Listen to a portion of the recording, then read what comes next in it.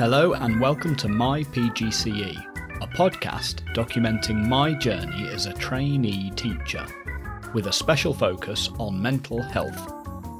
I am your host, James B.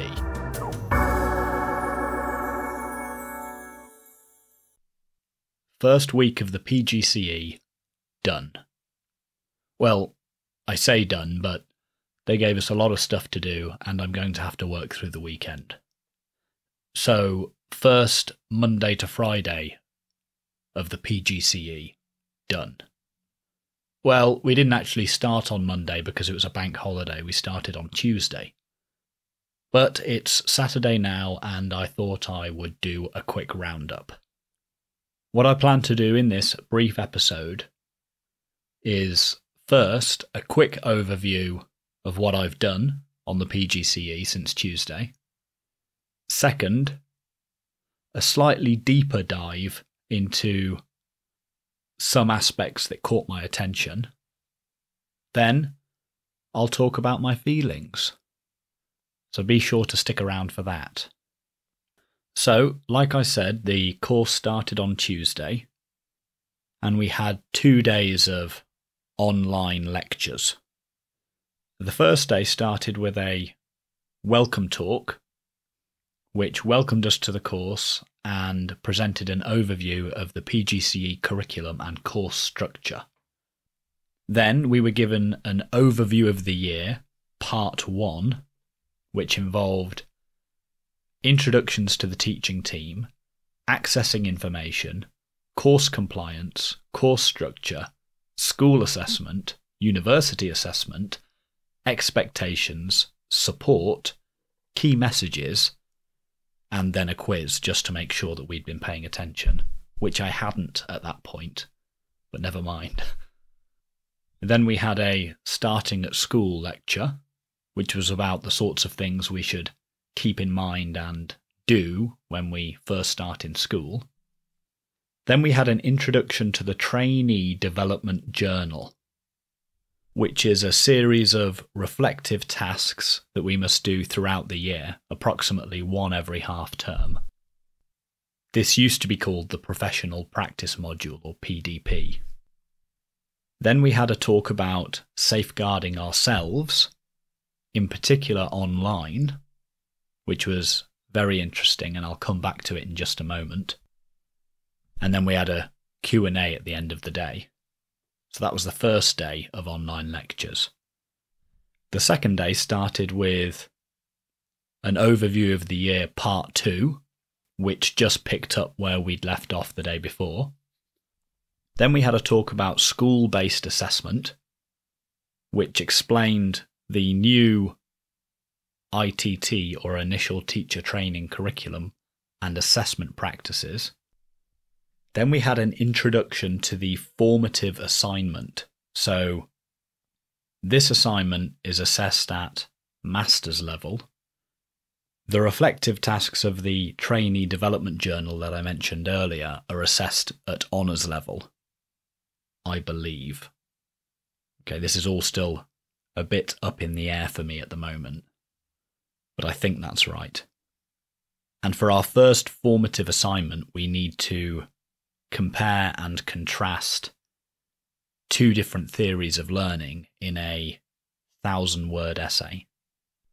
Then we had another talk about safeguarding, not safeguarding ourselves this time, but safeguarding students, after which we were directed to some online safeguarding and prevent training. So prevent is about safeguarding and supporting those vulnerable to radicalisation. And then finally, on the second day, we had the opportunity to meet up with representatives of the 2 main teaching unions, the NEU and the NASUWT. I think they need to work on that acronym. Okay, so that was the first 2 days of online live lectures. After that, so from Thursday onward, we were given a bunch of asynchronous materials to work through in our own time. I had to look it up, but asynchronous apparently means not at the same time, which is just a fancy way of saying that this stuff was for individual study. These asynchronous materials included, first, a pre-recorded lecture about teaching philosophies. So, for our first reflective task for our trainee development journal, we have to write a 500-word teaching philosophy. Second, some links to subject-specific reading. And I was very happy to see that the book that I'm already halfway through, Mr. Barton's How I Wish I'd Taught Maths, appears on the subject-specific reading list. Then we had a couple of pre-recorded lectures on the curriculum up to COVID and then since COVID. And then finally, a pre-recorded lecture on the principles of planning. How do we plan for learning? So that was all the asynchronous materials that we're to work through in our own time. Okay, so that's an overview of everything that's been thrown at us since Tuesday. Now I'm going to zoom in on a couple of specific things. First, the Safeguarding Yourself lecture on the first day. So this was all about how to, as a teacher, protect yourself online. And it involved some quite horrible cautionary tales about teachers who didn't protect themselves properly online, or perhaps who were careless online. So I'm going to read you out some of these headlines. First, teacher suspended over sultry Facebook selfies, says she couldn't go back to work despite the support of her students. So this was a teacher who posted a picture of herself before a night out perhaps, and it doesn't look too sultry to me, but she was suspended for it and then ultimately felt she couldn't go back to work. Second, teacher sacked after calling pupils feral on Twitter. She said, "Not sure I have the energy or desire to teach feral kids all day. The F is wrong with Crawley children." In another tweet she said, "You wouldn't believe the cow face I taught yesterday," or didn't, as she was swiftly kicked out of the class. This same teacher also posted a picture of a pupil's work saying, "Douchey Year 8 thinks this is an acceptable amount of work to have produced in 8 whole weeks."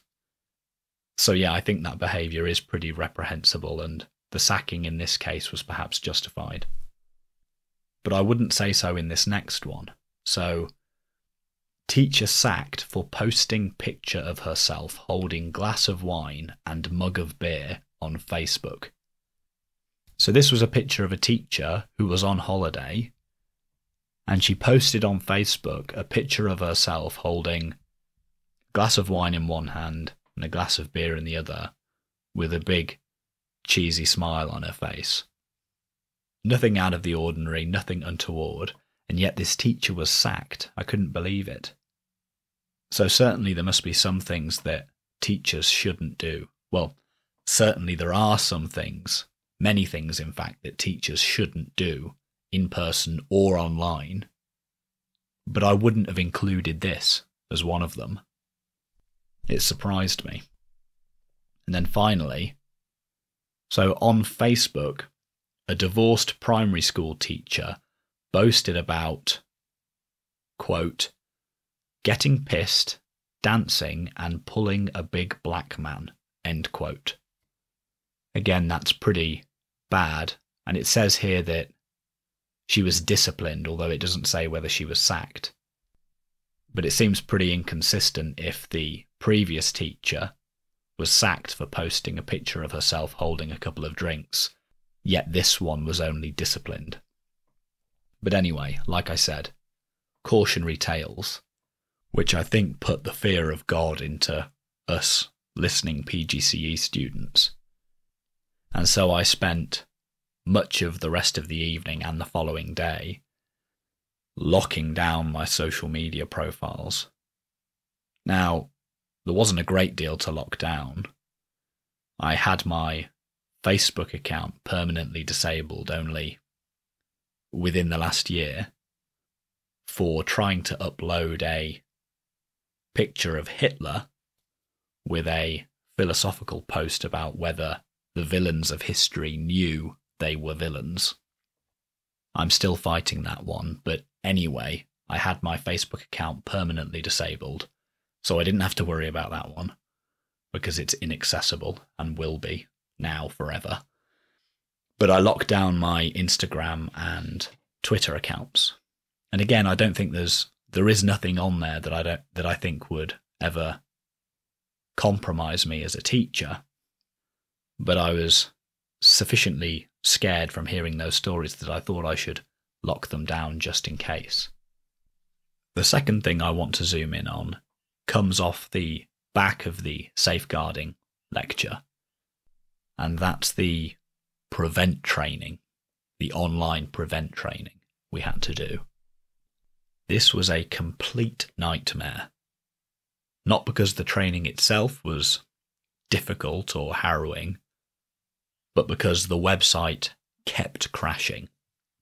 It was only meant to take 45 minutes, and yet most of us lost at least 3 hours, if not longer, just trying to get the web pages to load.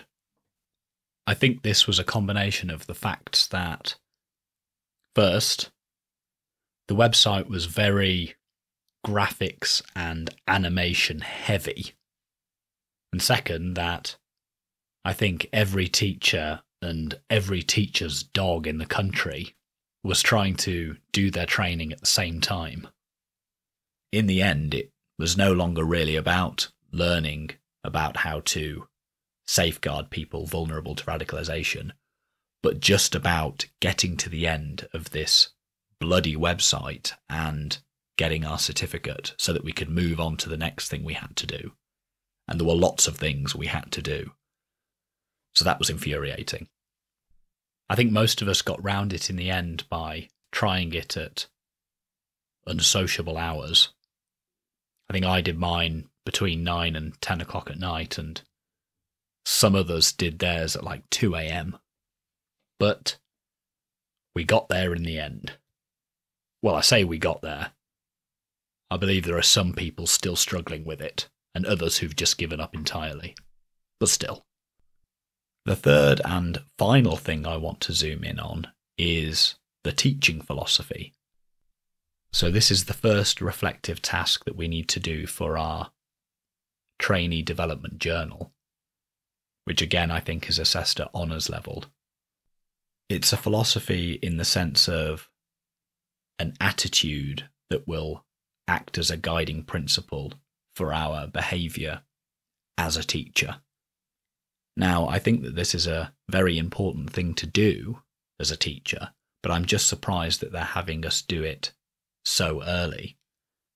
So it's due at the end of this month, at which point most of us will have only spent 2 weeks in the classroom.